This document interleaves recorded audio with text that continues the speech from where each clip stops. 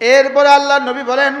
কোনো মানুষ যদি ঘুমাবার সময় একবার সূরা ইখলাস পড়ে, রাত্রে শোয়ার সময় যদি একবার কেউ সূরা ইখলাস পড়ে, রাসূল বলেন সুলুসুল কোরআন, কোরআনে কারীমের 3 ভাগের 1 ভাগ।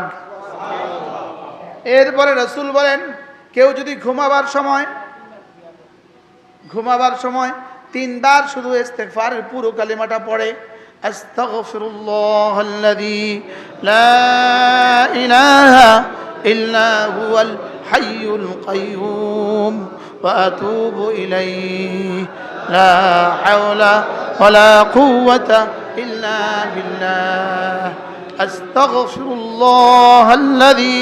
লা ইলাহা ইল্লা হুয়াল হাইয়ুল কাইয়্যুম ওয়া আতুবু ইলাইহি লা হাওলা ওয়ালা কুওয়াতা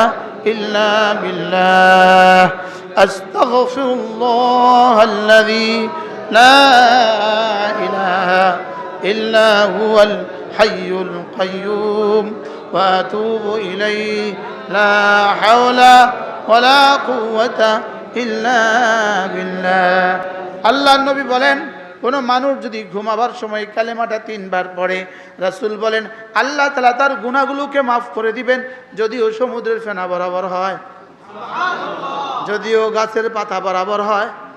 যদিও বৃষ্টির সংখ্যা বরাবর হয়, যদিও মরুভূমির বালিকণা বরাবর হয়, যদিও আইয়ামাদ দুনিয়া সারা পৃথিবীর সমস্ত দিনগুলো যত সংখ্যা ছিল দিন বরাবর হয়। পড়বেন।